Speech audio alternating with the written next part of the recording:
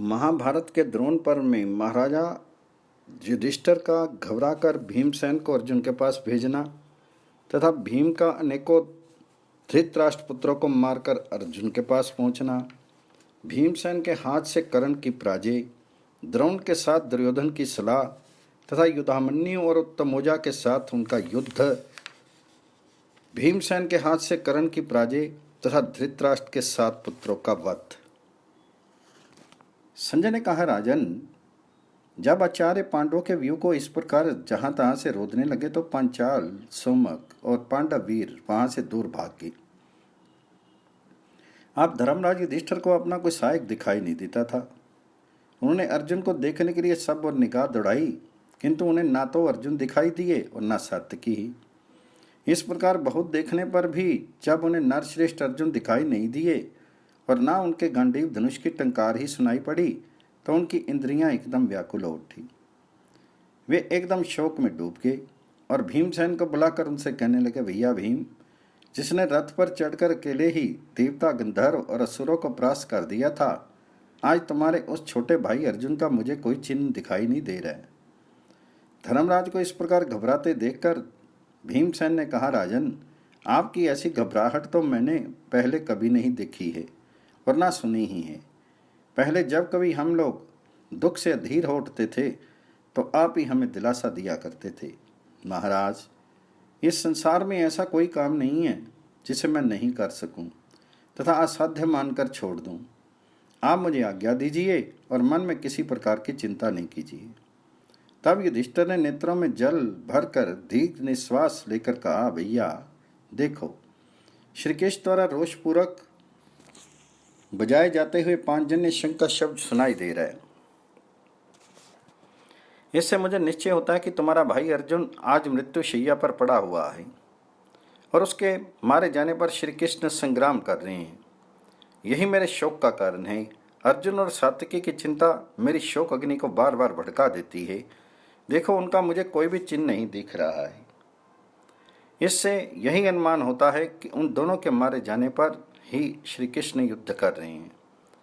भैया, मैं तुम्हारा बड़ा भाई हूँ। यदि तुम मेरा कहा मानो तो जिधर अर्जुन और सात्यकी गए हैं उधर ही तुम भी जाओ। तुम सात्यकी का ध्यान अर्जुन से भी बढ़कर रखना।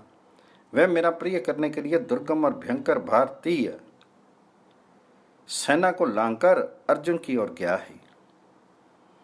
कच्चे पक्के योद्धा तो इस विशाल वाहिनी के पास ही नहीं फटक सकते। यदि तुम्हें श्री कृष्ण, अर्जुन और सात्यकी कुशल मिल जाएं तो सिंहनाद करके मुझे सूचित कर देना। भीमसेन ने कहा, महाराज, जिस रथ पर पहले ब्रह्मा, महादेव, इंद्र और वरुण सवारी कर चुके हैं उसी पर बैठकर श्री कृष्ण और अर्जुन गए हैं। इसलिए यद्यपि उनके विषय में कोई खटके की बात नहीं है तो भी मैं आपकी आज्ञा शिरोधार्य करके जा रहा हूँ। आप किसी प्रकार की चिंता नहीं करें। मैं उन पुरुष सिंहों से मिलकर आपको सूचना दूंगा। धर्मराज से ऐसा कहकर वहां से चलते समय महाबली भीमसेन ने धृष्टद्युम्न से कहा, महाबाहो, महारथी द्रोण जिस प्रकार सारी युक्तियां लगाकर धर्मराज को पकड़ने पर तुले हुए हैं वह तुम्हें मालूम ही है। इसलिए मेरे लिए जितना आवश्यक यहाँ रहकर महाराज की रक्षा करना है उतना अर्जुन के पास जाना नहीं है। यही बात अर्जुन ने भी मुझसे कही थी, किंतु अब मैं महाराज की आज्ञा के सामने कुछ नहीं कह सकता। जहाँ मरणासन जयद्रथ है वहीं मुझे जाना होगा। धर्मराज की आज्ञा मुझे बिना किसी प्रकार की आपत्ति की माननी होगी। मैं भी अर्जुन और सात्यकी जिस रास्ते से गए हैं उसी से जाऊंगा। सो अब तुम खूब सावधान रहकर धर्मराज की रक्षा करना। तब धृष्टद्युम्न ने भीमसेन से कहा, पार्थ, आप निश्चिंत होकर जाइए। मैं आपकी इच्छा अनुसार ही सब काम करूंगा। द्रोणाचार्य संग्राम में धृष्टद्युम्न का वध किए बिना किसी प्रकार धर्मराज को कैद नहीं कर सकेंगे। यह सुनकर महाबली भीमसेन अपने बड़े भाई को प्रणाम करके उन्हें धृष्टद्युम्न की देखरेख में छोड़कर अर्जुन की ओर बल चल दिए।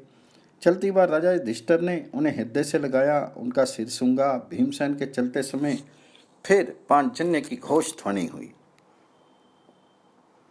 त्रिलोकी को भयभीत करने वाले उस भयंकर शब्द को सुनकर धर्मराज ने फिर कहा, देखो, श्री कृष्ण का बजाया हुआ ये शंख पृथ्वी और आकाश को गुंजा रहा है। निश्चय ही अर्जुन पर भारी संकट पड़ने पर श्री कृष्णचंद्र कौरवों के साथ युद्ध कर रहे हैं। इसलिए भैया भीम, तुम जल्दी ही अर्जुन के पास जाओ। आप भीमसेन शत्रु पर अपनी भयंकरता प्रकट करते हुए चल दिए। वे अपने धनुष की डोरी खींचकर बाणों की वर्षा करते हुए कौरव सेना के अग्रभाग को कुचलने लगे। उनके पीछे पीछे दूसरे पांचाल और सोमक वीर भी बढ़ने लगे। तब उनके सामने दुश्शल, चित्रसेन, कुंडभेदी, वंशती, दुर्मुख, दुस्सह, विकरण, छल, विंद, अनुविंद, सुमुख, दीर्घबाहु, सुदर्शन, वृंदारक, सुहस्त, सुशैन, दीर्घलोचन, अभय, रौद्रकर्मा, स्वर्मा और दुर्विमोचन आदि आपके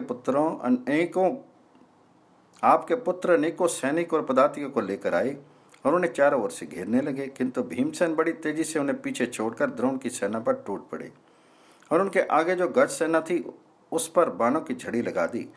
पवन कुमार भीम ने बात की बात में उस सारी सेना को नष्ट कर डाला। जिस प्रकार वन में शरभ के गर्जने पर मृग घबरा कर भागने लगते हैं, उसी प्रकार वे सब हाथी भयंकर चिंगाड़ करते हुए इधर उधर भागने लगे। इसके बाद उन्होंने फिर बड़े जोर से द्रोणाचार्य की सेना पर धावा किया। आचार्य ने उन्हें आगे बढ़ने से रोका और मुस्कुराते हुए एक बाण द्वारा उनके लाट पर चोट की। फिर वे बोले, भीमसेन, मुझे जीते बिना अपनी शक्ति द्वारा तुम शत्रु की सेना में प्रवेश नहीं कर सकोगे। तुम्हारा भाई अर्जुन तो मेरी अनुमति से ही घुस गया था, किंतु तुम मुझसे पार होकर इसमें नहीं घुस सकोगे। गुरु की यह बात सुनकर भीमसेन की आंखें क्रोध से लाल होगी। उन्होंने निर्भय होकर कहा, ब्रह्मबंधु, अर्जुन ने आपकी अनुमति से रणांगन में प्रवेश किया हो, ऐसी बात नहीं है। वैसे तो ऐसा दुर्धर्ष है कि इंद्र की सेना में भी घुस सकता है। वह आपका बड़ा आदर करता है, ऐसा करके उसने आपका मान ही बढ़ाया है। मैं दयालु अर्जुन नहीं हूँ, मैं तो आपका शत्रु भीम हूँ। ऐसा कहकर भीमसेन ने अपनी काल दंड के समान भयंकर गदा उठाई और उसे घुमाकर द्रोणाचार्य पर फेंका। द्रोण तुरंत ही अपने रथ से कूद पड़े और उस गदा ने घोड़े, सारथी और ध्वजा के सहित उस रथ को चूर चूर कर डाला तथा और भी कई वीरों का काम तमाम कर दिया। अब आचार्य दूसरे रथ पर चढ़कर व्यू के द्वार पर आ गए और युद्ध के लिए तैयार होकर खड़े हो गए। महापराक्रमी भीमसेन क्रोध में भरकर अपने सामने खड़ी हुई सेना पर बाणों की वर्षा करने लगा। इस सेना में जो आपके महारथी पुत्र थे, वे भीमसेन के बाणों से नष्ट होते हुए भी उन पर विजय प्राप्त करने की लालसा से बराबर युद्ध करते रहे। अब दुशासन ने क्रोध में भरकर भीमसेन का काम तमाम कर देने के विचार से उन पर एक अत्यंत तीक्ष्ण लोहमयी रथ शक्ति फेंकी, किंतु भीमसेन ने बीच ही में उस माय शक्ति के 2 टुकड़े कर दिए। फिर उन्होंने 3 तीखे बाणों से कुंडभेदी, सुशेन और दीर्घलोचन इन 3 भाइयों को मार डाला। आपके वीर पुत्र इस पर भी लड़ते ही रहे। इतने ही में उन्होंने महाबली, वृंदारक तथा अभय, रौद्रकर्मा और दुर्विमोचन का भी काम तमाम कर दिया। तब आपके पुत्रों ने उन्हें चारों ओर से घेर लिया और उन पर बाणों की झड़ी लगा दी। भीमसेन ने हंसते हुए आपके पुत्र विंद, अनुविंद और सुवर्मा को यमराज के घर भेज दिया। फिर उन्होंने आपके शूरवीर पुत्र सुदर्शन को घायल किया। वह पृथ्वी पर गिर पड़ा और मर गया। इस प्रकार भीमसेन ने सब और ताक ताक कर थोड़ी ही देर में अपने तेज बाणों से उस रथ सेना को नष्ट कर डाला। फिर तो सिंह की दहाड़ सुनकर जैसे मृग भागने लगते हैं, उसी प्रकार उसके रथ की घड़घड़ाहट सुनकर आपके पुत्र सब और भागने लगे। भीमसेन ने आपके पुत्रों की भागती सेना का भी पीछा किया और वे सब और कौरवों का संहार करने लगे।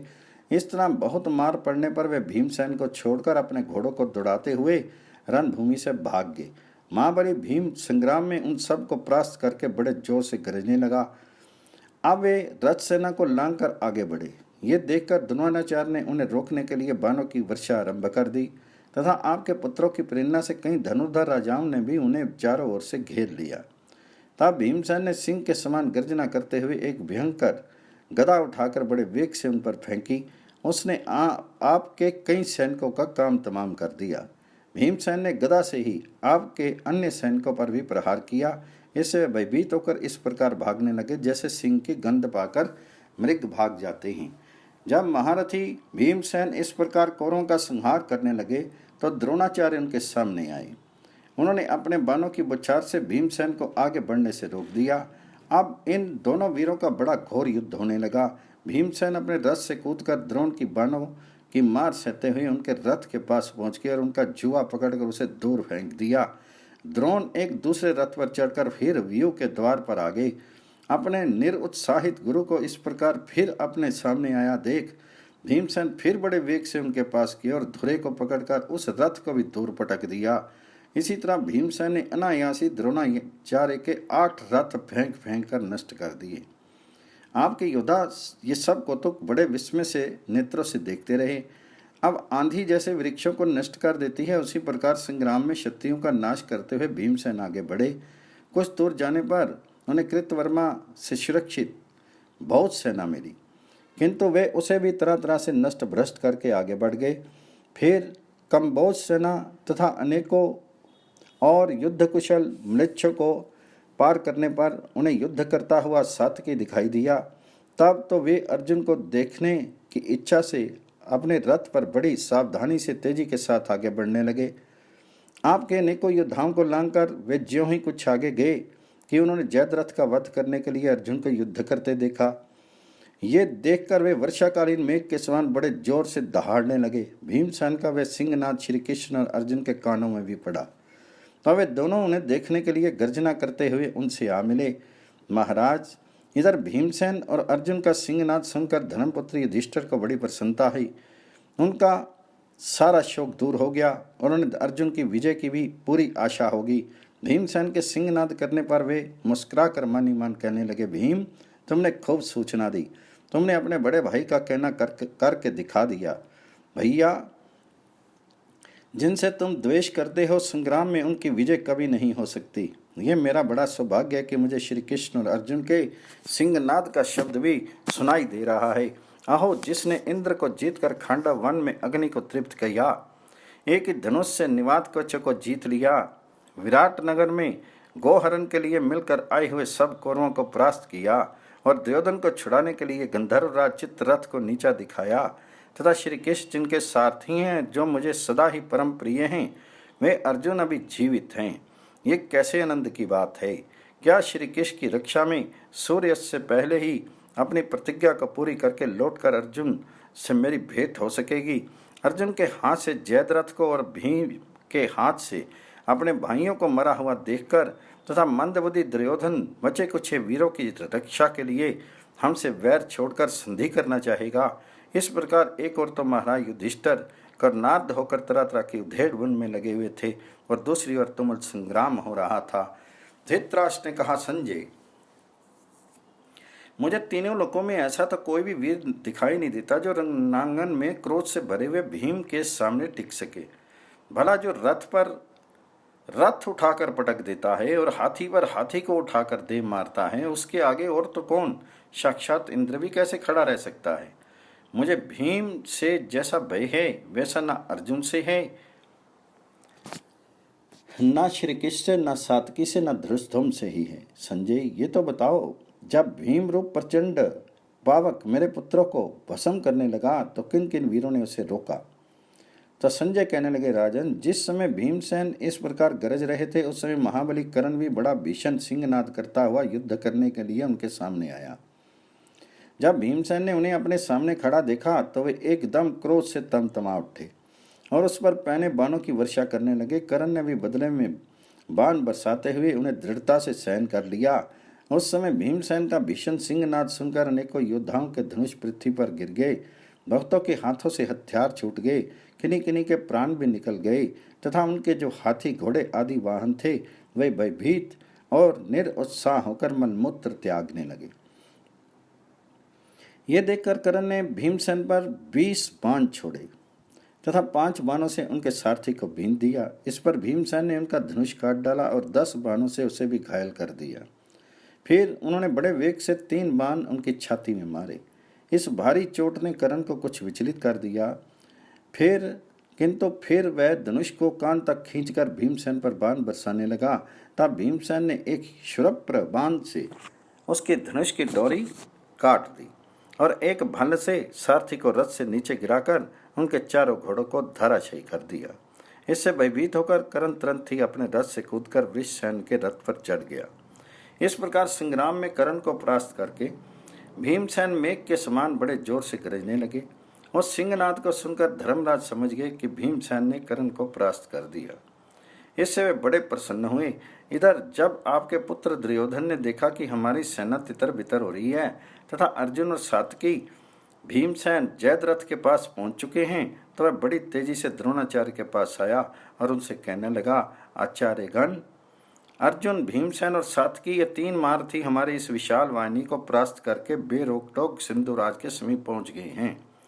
ये तीनों ही किसी के काबू में नहीं आए हैं और वहां भी हमारी सेना का संहार कर रहे हैं।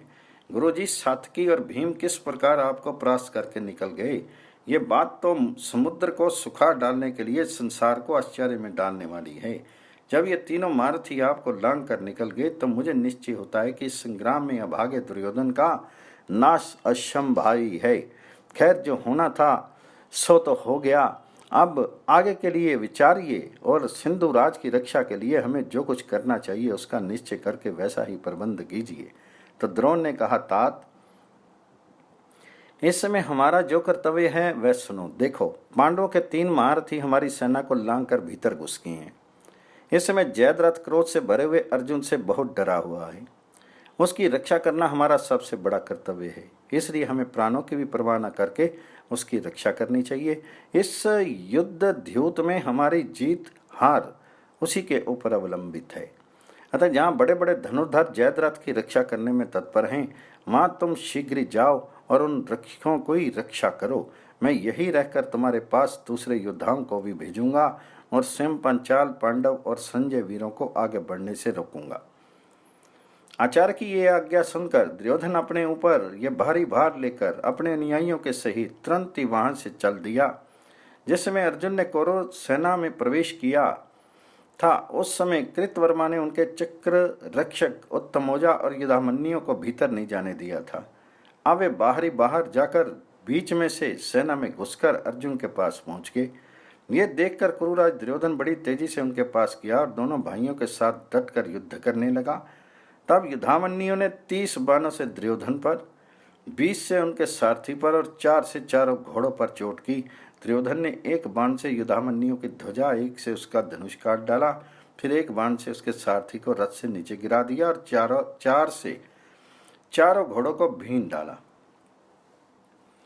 इस पर युधामन्यु ने क्रोध में भरकर 30 बाणों से दुर्योधन के वक्षस्थल पर वार किया तथा उत्तमोजा ने उनके सारथी को बाणों से बींधकर यमराज के घर भेज दिया।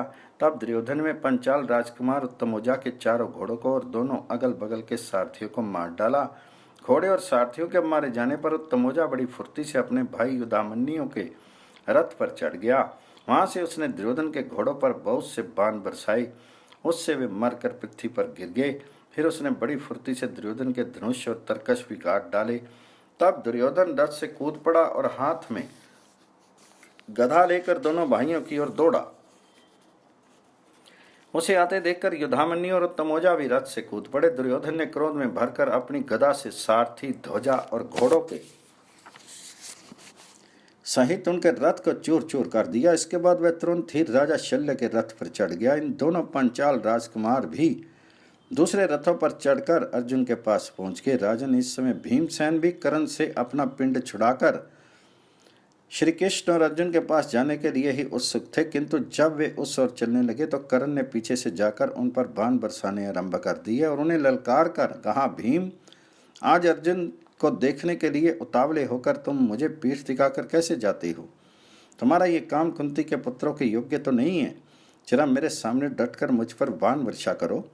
भीमसेन कर्ण की इस चुनौती को संग्राम भूमि में सह नहीं सके और अपना रथ लौटाकर उनके साथ युद्ध करने लगे। उन्होंने बाणों की वर्षा करके पहले तो कर्ण के अनुयायियों को समाप्त किया, अब फिर स्वयं उसका भी अंत करने के लिए क्रोध में भरकर तरह तरह के बाण बरसाने लगे। उन्होंने 21 बाण छोड़कर कर्ण के शीर को भीन दिया। कर्ण ने भी 5-5 बाण मारकर उनके घोड़ों को घायल कर दिया। फिर थोड़ी ही देर में कर्ण के धनुष से छूटे हुए बाणों से भीमसेन तथा उनके रथ, ध्वजा और सारथी सभी आच्छादित हो गए। उसने 64 बाणों से भीमसेन का दृढ़ कवच काट डाला और उन पर अनेकों मर्मभेदी नाराजों से चोट की।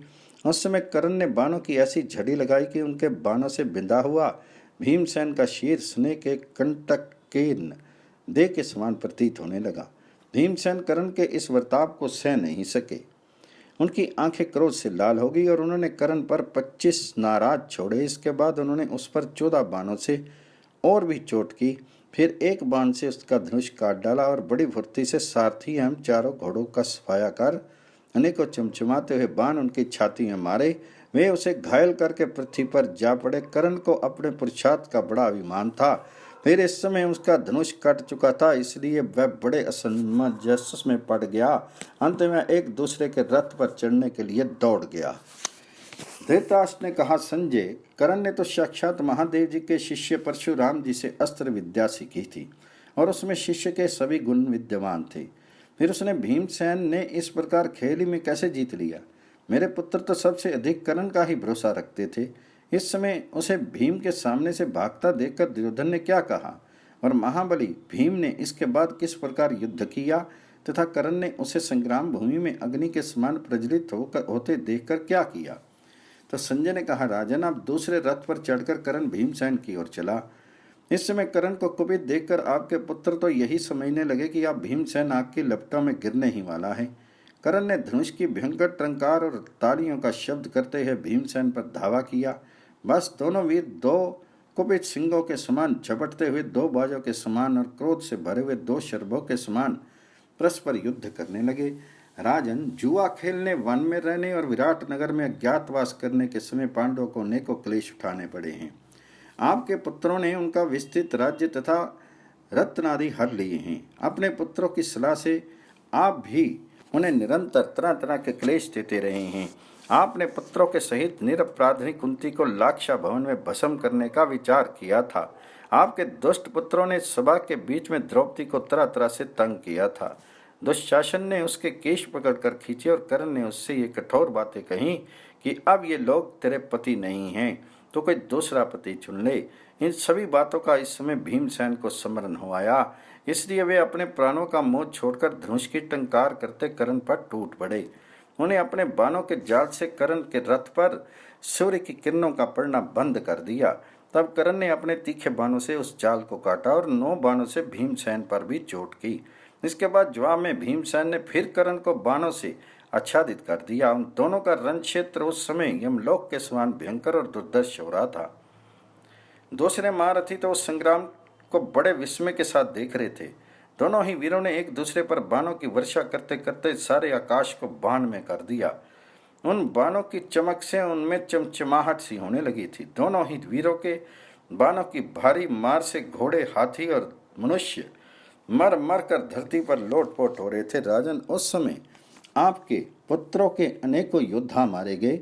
उनमें से कोई तो प्राणहीन होकर गिर रहे थे और कोई गिर चुके थे। इस प्रकार बात की बात में सारी रणभूमि हाथी, घोड़े और मनुष्यों के लोथों से पट गई। राजन, अब क्रोध में भरे हुए कर्ण ने भीम पर 30 बाणों से चोट की।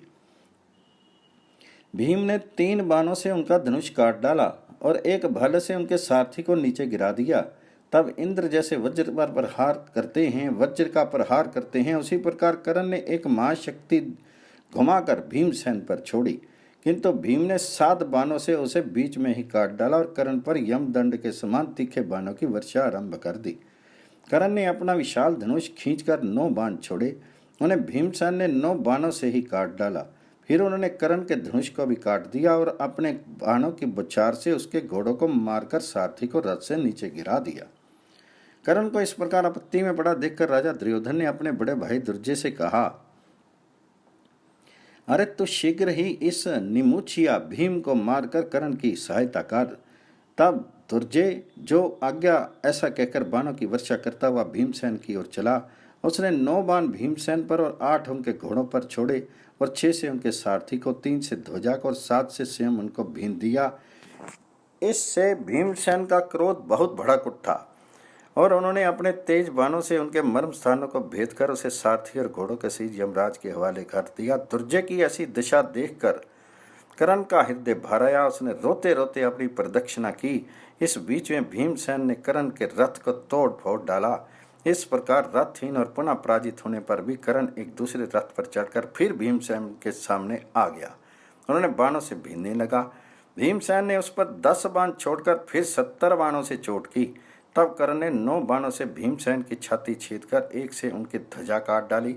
फिर उसने सारे शीर को फोड़कर निकल जाने वाला अत्यंत तीक्ष्ण बाण छोड़ा। वह भीमसेन को घायल करके पृथ्वी को चीरता हुआ भीतर घुस गया। तब भीमसेन ने एक वज्र के समान कठोर 4 हाथ लंबी 6 कोनी भारी गदा उठाई, उसे फेंक कर कर्ण के घोड़ों को मार डाला। फिर 2 बाणों से उसकी ध्वजा काटकर सारथी को भी मार डाला। अब कर्ण अश्वहीन रथ को छोड़कर अपना धनुष तान कर खड़ा हो गया। इस समय हमने कर्ण का बड़ा ही अद्भुत प्रक्रम देखा। वह रथहीन होने पर भी भीमसेन को रोके ही रहा। तब दुर्योधन ने दुर्मुख से कहा, भैया दुर्मुख, देखो भीमसेन ने कर्ण को रथहीन कर दिया है, इसे तुम उसके पास रथ पहुंचा दो। यह सुनकर दुर्मुख भीमसेन पर बाणों की वर्षा करता बड़ी तेजी से कर्ण की ओर चला। दुर्मुख को संग्राम भूमि में कर्ण की सहायता करते देख भीमसेन बड़े प्रसन्न हुए और कर्ण को अपने बाणों से रोककर उसी की ओर रथ ले गए। वहां पहुंचकर उन्होंने उसी क्षण 9 बाणों से उसे यमराज के घर भेज दिया। अब कर्ण ने कुछ ही आगा पीछा न करके 14 बाणों से भीमसेन पर वार किया। वे बाण उसकी दाईं भुजा के घायल करके पृथ्वी में घुस गए। तब भीमसेन ने 3 बाणों से कर्ण को और 7 से उसके सारथी को बीन डाला। उन बाणों की चोट से कर्ण बहुत व्याकुल हो गया और अपने घोड़ों को तेजी से हाँक कर युद्ध क्षेत्र से चला गया। किंतु अतिरथी भीमसेन अब भी अपना धनुष ताने वहीं खड़े रहे।